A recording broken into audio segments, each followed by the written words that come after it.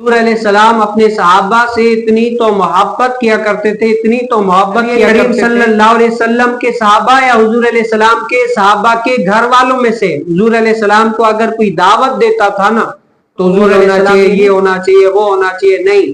جیسے کسی نے حضور علیہ السلام کو دعوت دی حضور علیہ السلام قبول فرما لیتے ہیں۔ اور اس کے گھر پر خود انس بن مالک رضی اللہ تعالی عنہ سے روایت ہے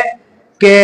ان کی دادی ام سلیم ملیکہ نے نبی کریم صلی اللہ علیہ وسلم کو کھانے کے لیے بلایا، جو خاص نبی کریم صلی اللہ علیہ وسلم کے لیے ہی بنایا گیا تھا۔ تو نبی کریم صلی اللہ علیہ وسلم نے نا ان میں سے کچھ کھایا،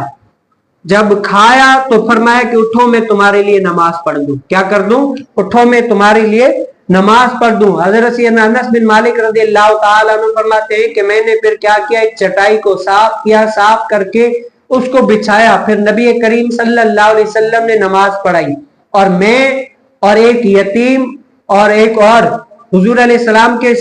ساتھ جماعت کے لیے کھڑے گئے، اور ایک عورت بوڑھیا جو حضور علیہ السلام کے اور ہمارے پیچھے کھڑی ہو گئی، نماز پڑھے۔ نماز پڑھانے کے بعد حضور علیہ السلام نے دعا فرمائی، دعائے برکت کی۔ آج جیسے میں اور آپ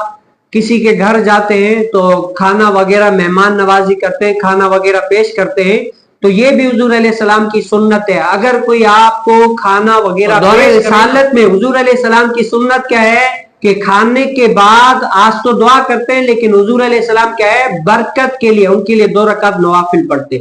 نوافل پڑھنے کے بعد ان کے لیے دعا کرتے ہیں کہ اے مالک انہوں نے ہمیں کھلایا، ان کو بھی تو کھلاؤ۔ اسی طریقے سے یہ بھی حضور علیہ السلام کی سنت ہے۔ اور کچھ لوگ جیسے آج تو نفل کا تو اللہ ماشاءاللہ اگر کہیں پر ہو